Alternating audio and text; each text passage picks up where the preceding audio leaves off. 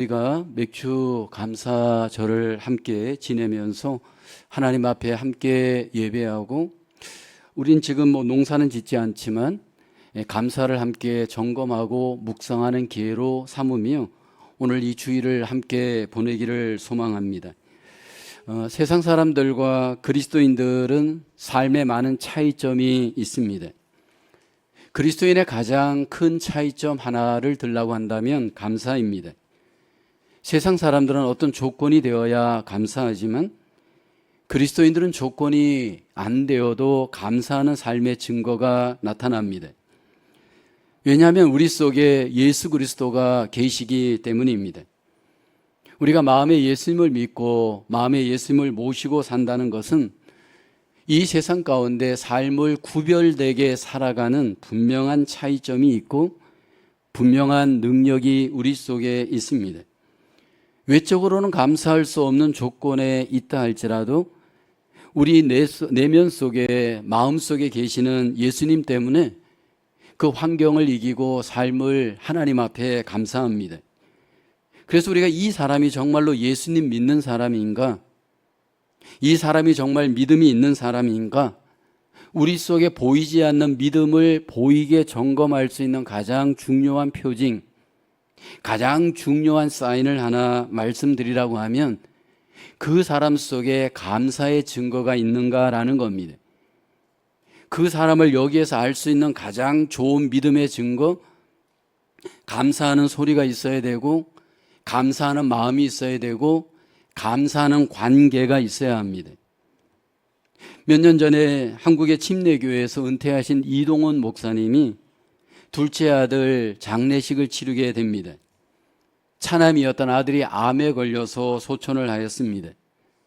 장례 예배를 드릴 때 유가족 대표로 나와 인사를 한 이동원 목사님, 이 천국 환송 예배를 드리면서 10가지 감사를 했습니다. 아들이 암에서 해방되어 감사합니다. 아들이 하나님의 영광의 나라에 입성할 수 있어 감사합니다. 유모가 있던 아들로 인해 부부가 기쁨을 누리게 해주셨으니 감사합니다. 한순간도 불평 없던 그의 아내와 손자를 남겨주셔서 감사합니다. 어려서부터 게임을 좋아했는데 게임에서 변호사가 됨을 감사합니다. 아들이 고통을 통해 예수님이 내어주신 하늘 아버지의 고통을 알게 해주시니 감사합니다. 수많은 암 환자들과 연대할 수 있어서 감사합니다. 자식을 잃은 부모의 마음을 알게 해주셔서 감사합니다. 전 세계 수많은 중보 기도자들과 함께 할 수 있어서 감사합니다. 아들이 간 천국을 더 가까이 소망할 수 있어서 감사합니다. 장례를 통해서 더 감사를 고백을 했습니다. 여러분, 그리스도인의 감사는 이 세상의 감사와 구별됩니다. 이 세상 사람들이 감사할 수 없는 조건 속에서도 그리스도인은 감사할 수 있는 사람이 그리스도인입니다.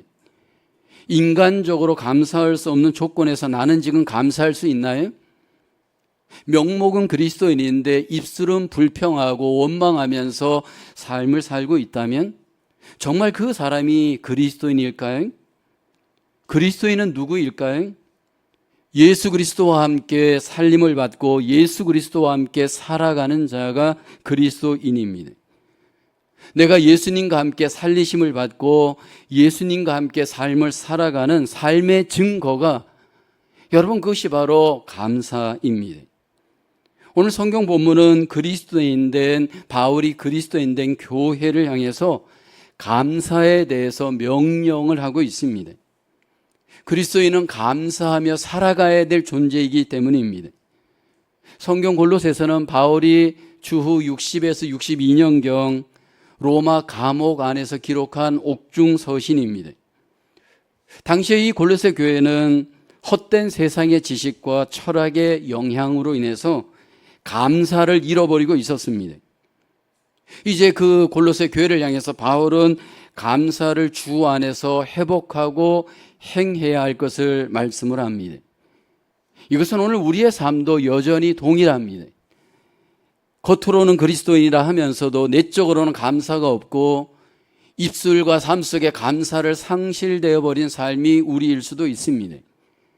그리스도인의 감사의 비결은 과연 무엇일까요? 첫째로 그리스도인의 감사, 그리스도의 평강이 마음을 주장해야 합니다. 15절에 그리스도의 평강이 너희 마음을 주장하게 하라. 너희는 평강을 위하여 한 몸으로 부르심을 받았나니 너희는 또한 감사하는 자가 되라. 우리 그리스도인은 그리스도의 평강을 얻은 자들입니다.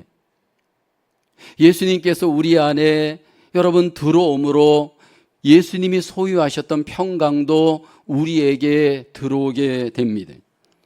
그리스도의 평강, 하나님의 평강이 하나님이 우리에게 주신 선물입니다. 예수 그리스도의 평강은 어떤 평강이냐면 예수 그리스도의 그 죽음과 부활로 인해서 우리가 이 땅에서 영원히 사는 영생의 놀라운 복을 얻은 평강이 우리에게 있습니다. 예수 그리스도의 놀라우신 그 평강은 우리에게 신분의 평강도 주었습니다.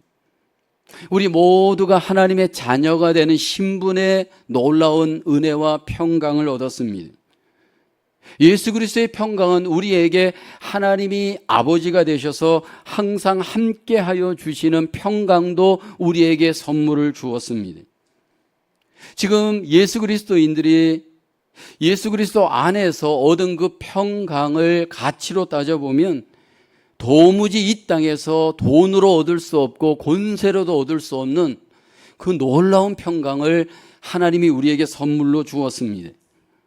문제는 그 평강이 우리 안에서 잘 정착되어져 그 평강을 하나님은 우리가 누리면서 승리하기를 원합니다. 그래서 오늘 본문에 보면 주장하게 하라 말씀을 합니다. 이 주장하라는 말은 통제하라, 지배하라 의미입니다. 그리스도의 평강이 우리의 마음을 지배하게 하십시오. 그리스도의 평강이 우리 마음을 지배할 수 있도록 통제할 수 있도록 해야 할 책임이 나에게 있다 말씀을 합니다.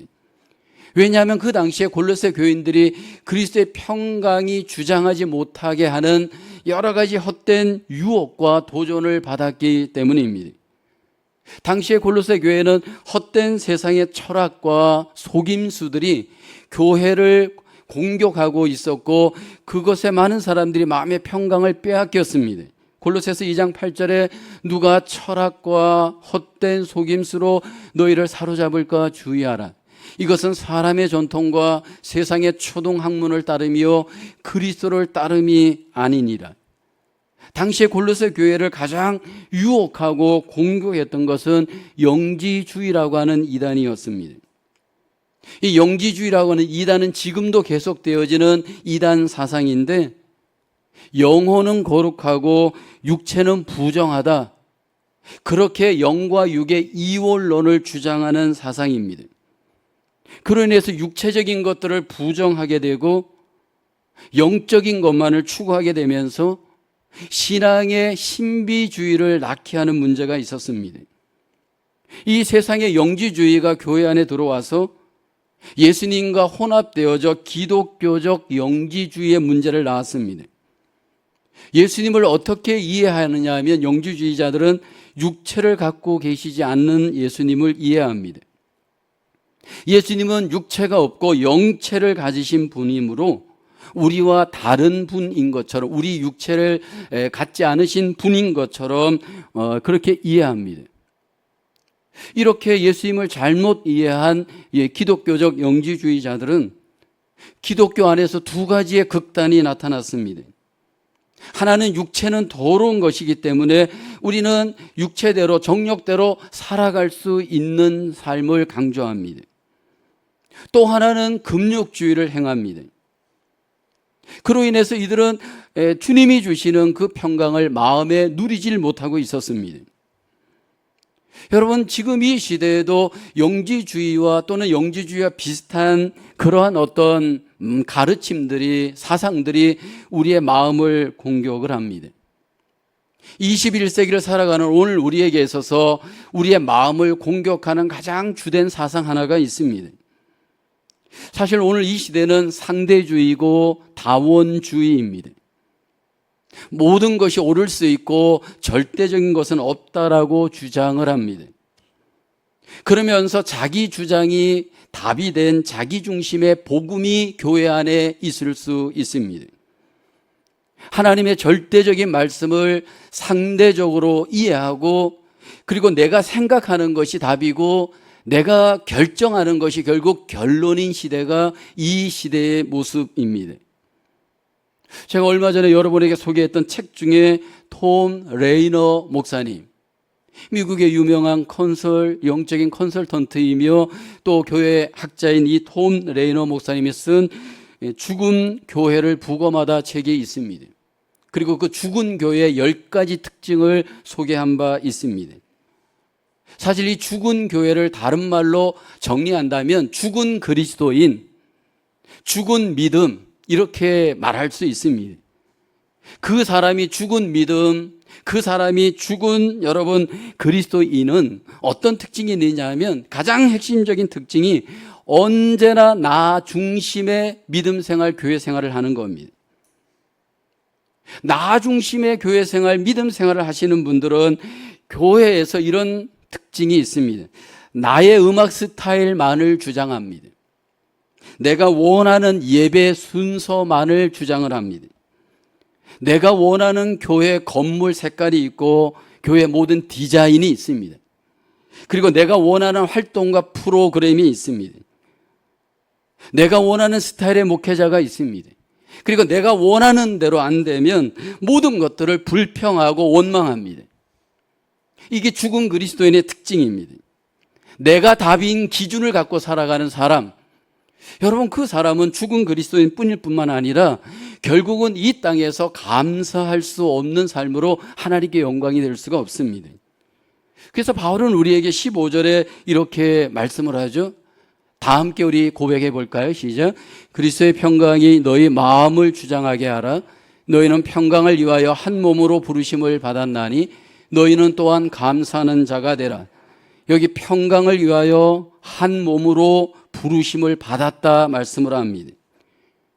우리는 예수 그리스도의 평강이 우리 마음에 머물러 있고, 그리고 머물러 있는 그 예수 그리스도인들이 서로 평강하도록 한 몸 교회로 부르심을 받았습니다. 그래서 그는 교회를 통해서 예수 그리스도의 평강을 함께 배우고 함께 누리고 함께 하나님은 고백하고 증거하기를 기대하십니다. 우리의 삶 속에서, 마음 속에서 예수 그리스도의 평강이 우리의 마음을 주장하고 우리 교회를 주장하기를 하나님은 기대하십니다. 평강의 마음이 주님이 원하는 마음이고 평강의 교회가 주님이 원하시는 교회입니다.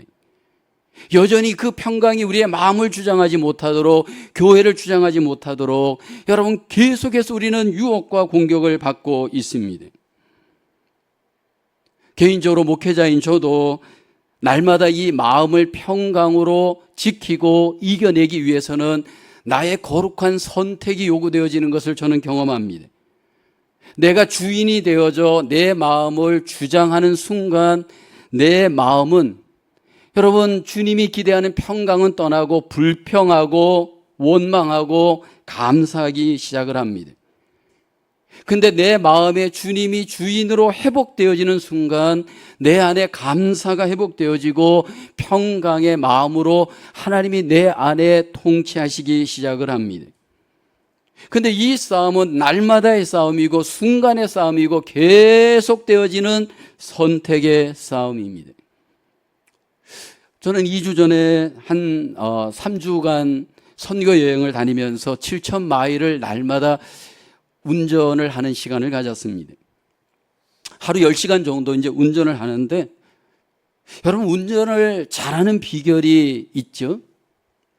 운전을 잘하시는 분들의 특징이 분명히 있습니다. 저도 이번에 운전을 하면서 더 그것을 경험하는 기회가 됐는데, 운전을 잘하기 위해서 가장 필요한 것 중에 하나가 힘을 빼는 것입니다. 만약 그 운전하는데 마음의 힘을 빼지 않고 몸의 힘을 빼지 않으면 계속해서 하루 10시간 이상 여러분 운전하기 쉽지가 않습니다. 먼저 내 마음의 힘을 빼야 됩니다. 잘해보겠다, 빨리 가겠다, 뭐 이런저런 마음속에 헛된 나의 의욕들을 내려놔야 됩니다. 그리고 내 마음의 힘을 빼고 그 다음에는 몸의 힘도 빼야 됩니다. 몸의 힘을 빼지 않고 힘을 주고 운전을 하는 순간부터 여러분 하루 10시간 이상 운전하는 것은 불가능합니다. 그러면서 내 마음을 주님에게, 내 몸을 주님에게 내어주는 마음으로 여러분 자연스럽게 운전에 집중할 때 최소한 피로를 줄이고 안전하게 집중하여서 계속하여서 컨시스턴트하게 승리할 수가 있습니다.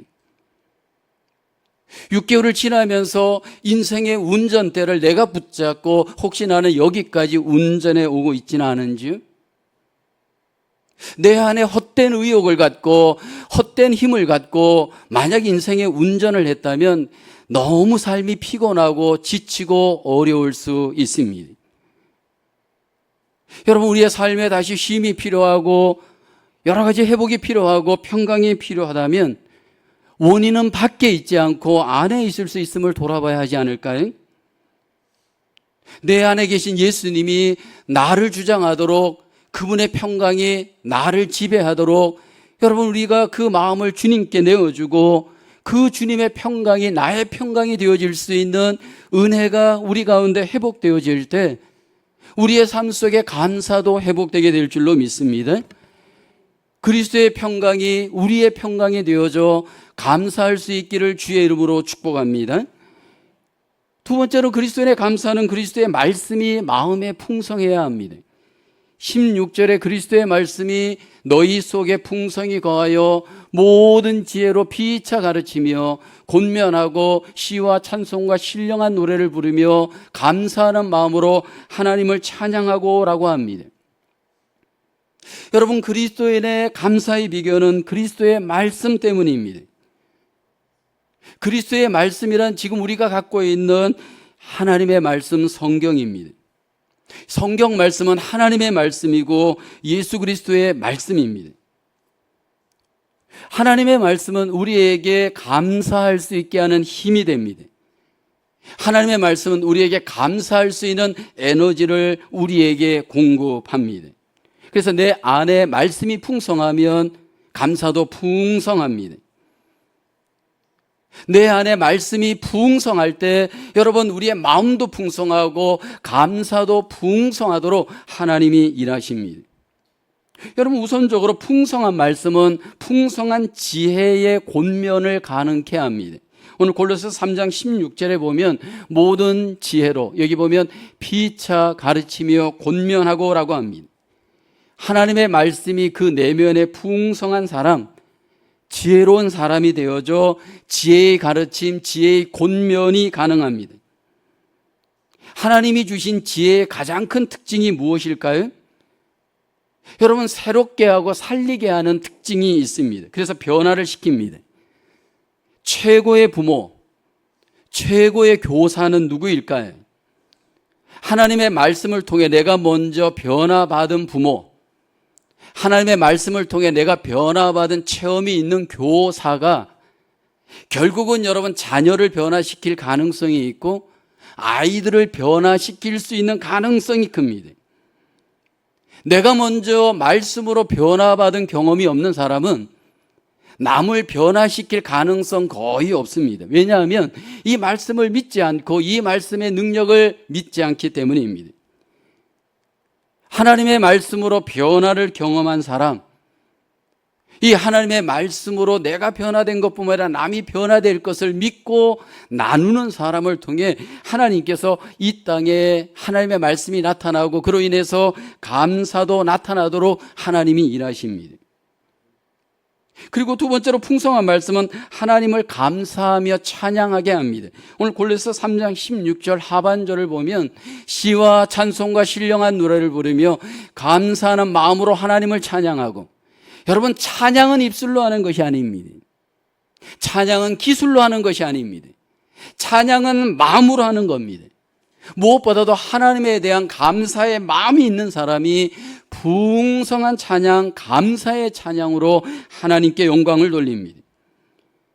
궁극적으로 우리의 마음에 감사가 충만하면 흘러 넘쳐서 하나님께 감사함으로 찬양하고 감사함으로 하나님께 영광을 돌리는, 여러분, 그러한 감사의 증거가 우리의 삶, 우리의 입술을 통해 하나님은 나타나게 하시는 줄로 믿습니다. 하나님의 말씀의 힘은 위대합니다. 하나님의 말씀의 힘은 우리에게 감사의 위대한 삶을 살 수 있도록 하나님이 우리에게 말씀을 통해 놀라운 능력, 놀라운 힘, 놀라운 에너지를 지금도 우리에게 공급해 주시는 줄로 믿습니다. 2024년 6개월을 살아왔습니다. 여러분의 6개월은 어떤 6개월이었나요? 여러분, 외적으로 돈을 많이 벌고 교회에서 사역을 많이 하고, 물론 여러분 이것들도 우리가 행한 것, 우리가 감사해야 할 것들입니다. 그런데 여러분, 그것은 믿지 않는 사람들도 이렇게 저렇게 보이는 두잉은 얼마든지 행합니다. 중요한 것은 6개월 동안 살아오면서 여러분의 마음은, 여러분의 그 내면은 하나님의 말씀으로 풍성하셨는지, 그래서 내 입술 속에, 내 삶 속에 감사가 풍성하셨는지 돌아보기를 원합니다. 사실 우리 속에 이 말씀이 풍성하기 위해서 우리는 계속해서 집중하고 또 집중하지만 집중이 잘 안 됩니다. 교회적으로도 지난 6개월 동안 우리가 이 말씀이 우리 안에 풍성히 거하게 하기 위해서 매일 성경으로, 여러분, 우리 묵상합시다. 여러분, 우리 날마다 묵상합시다. 그리고 그 묵상한 것을 서로 점검하고 나누고, 여러분, 그것으로 하나님 앞에 감사의 열매를 맺는 시간을 애쓰며 가졌습니다.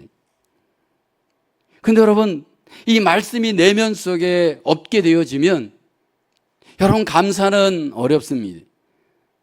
교회 속에서 두 부류의 사람들이 말씀 없이 여러분 삶을 살다가 감사를 잃어버리는 경우가 많은 것을 저의 목회 속에, 저의 그 삶 속에 경험했습니다. 우선 여러분, 말씀 없이 핵심 사역에 여러분 일하시는 분들 감사를 잃어버릴 가능성이 많습니다.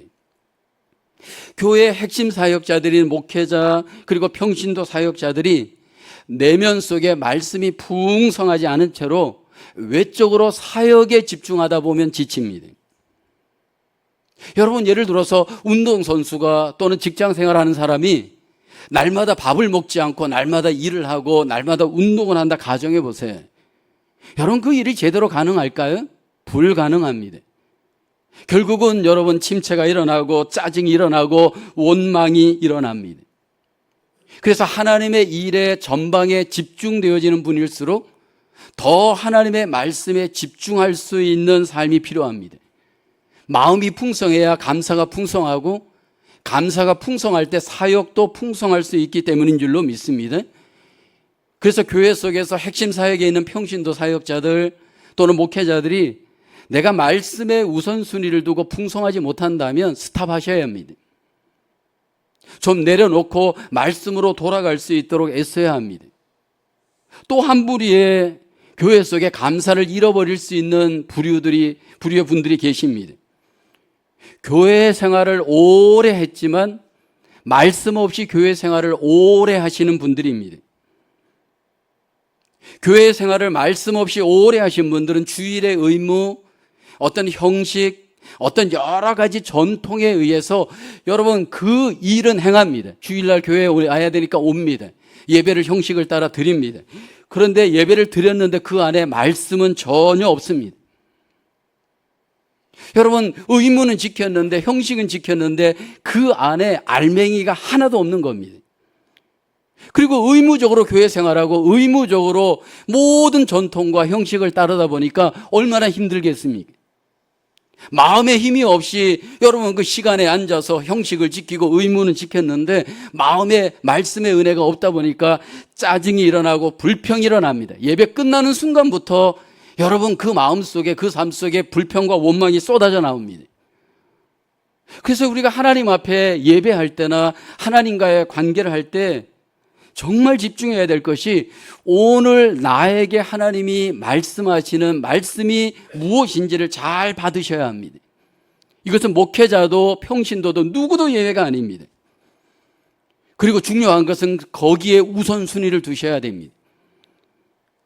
말씀에 우선순위를 두는 나의 삶, 여러분, 이것은 쉬운 일은 아닙니다. 날마다의 삶 속에서 말씀이 내 삶 속에 우선순위가 되어지기 위해서 우리가 결단할 때 먼저 우리가 가져야 될 마음의 결단이 있습니다. 너무 잘 하려고 해서는 안 됩니다. 너무 완전하게 하려고 해서는 안 됩니다.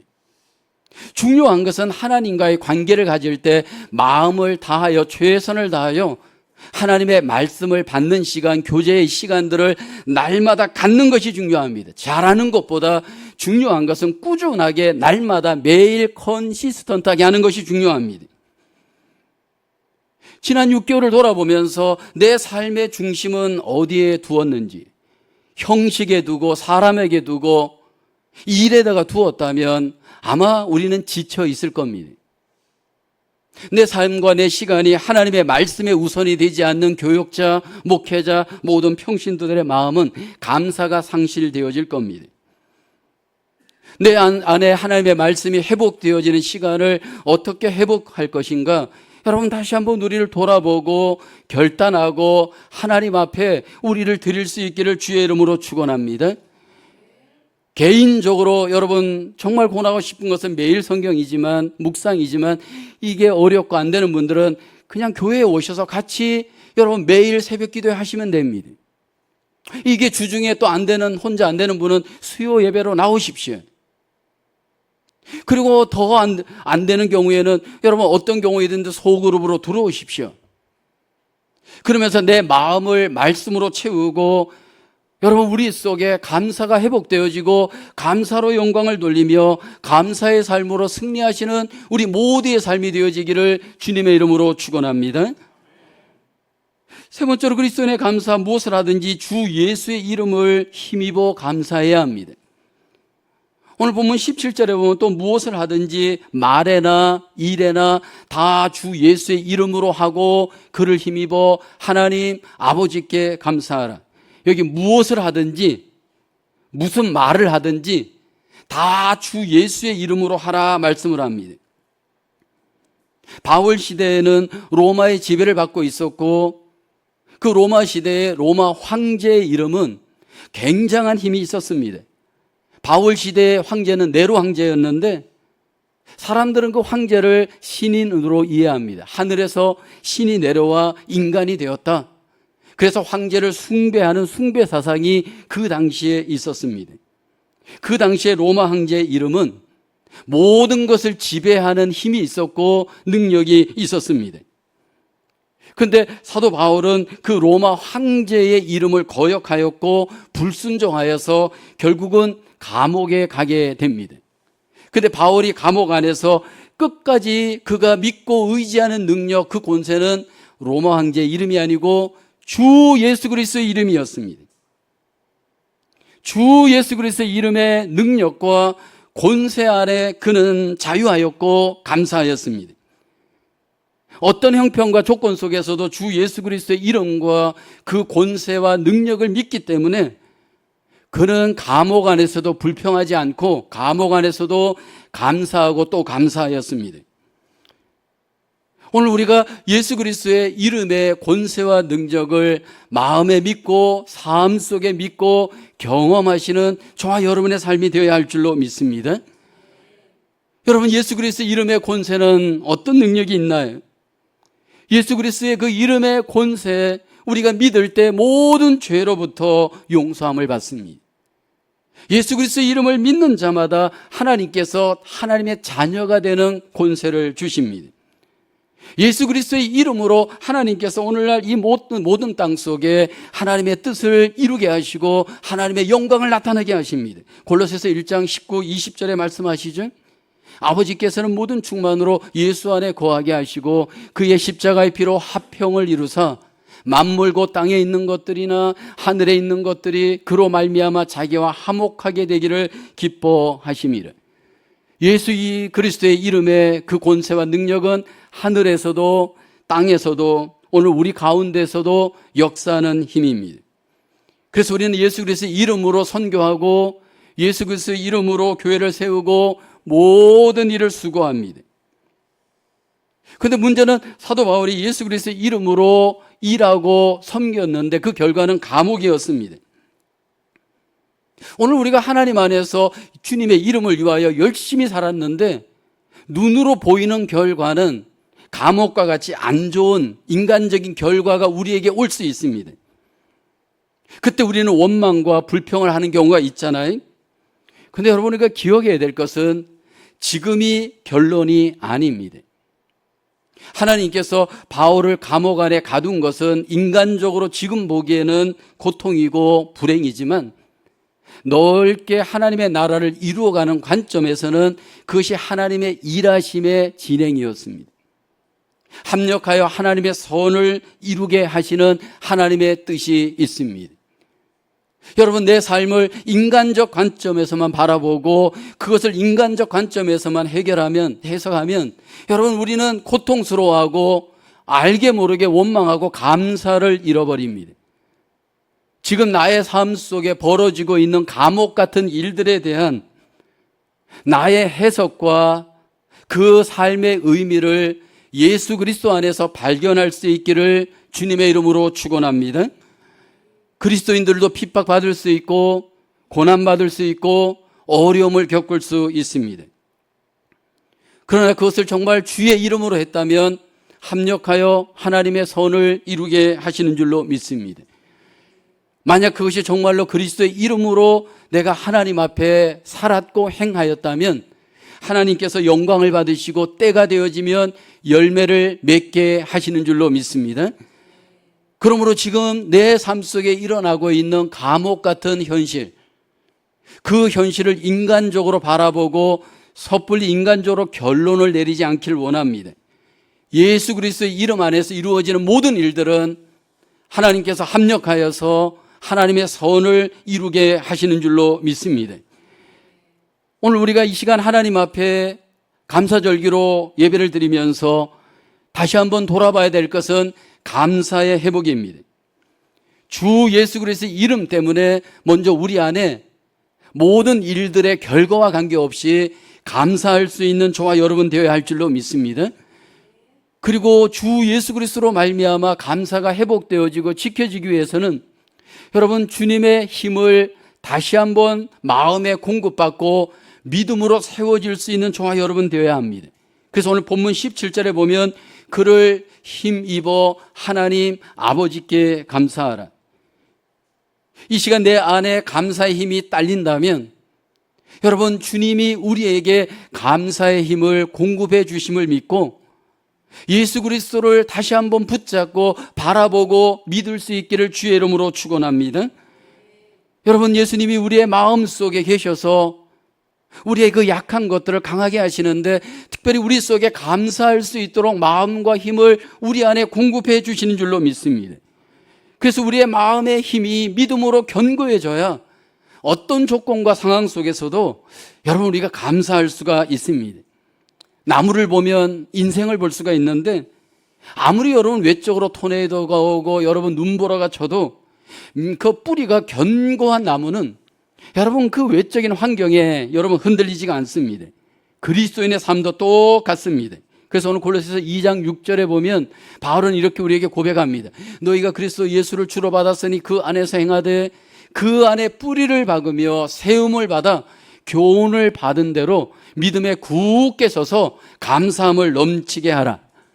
여러분, 예수 그리스도 안에 믿음의 뿌리가 견고해지기를 주의 이름으로 축복합니다. 왔다 갔다 요동치는 나무와 같이 우리 인생이 자꾸 요동치는 이유는 내가 예수님께 믿음으로 견고하게 뿌리를 내리지 않았기 때문입니다. 다시 한번 주님을 의지할 때 주님이 우리에게 믿음의 힘을 주시고 감사의 힘을 주셔서 믿고 감사할 수 있도록 우리를 도와주실 줄로 믿습니다. 그리스도인은 감사로 승리하는 자, 감사로 세상에 증거하는 자입니다. 그리스도인의 감사는 세상의 감사와 구별됩니다. 어떤 조건 때문에 감사하는 것이 아니고 예수 그리스도 때문에 우리는 감사하는 감사의 증인입니다. 예수 그리스도로 말미암아 우리가 모든 조건과 환경을 뛰어넘어 그리스도인다운 감사로 이 세상 가운데 감사의 증인이 되어지기를 주님의 이름으로 축원합니다. 다시 한번 그리스도의 평강이 나의 마음을 주장하시는 삶으로 하나님 앞에 돌아가시고요. 예수 그리스도의 말씀이 내 안에 부흥성이 거할 수 있도록 풍성한 말씀의 놀라운 회복이 우리 안에 적용되어져야 되고요.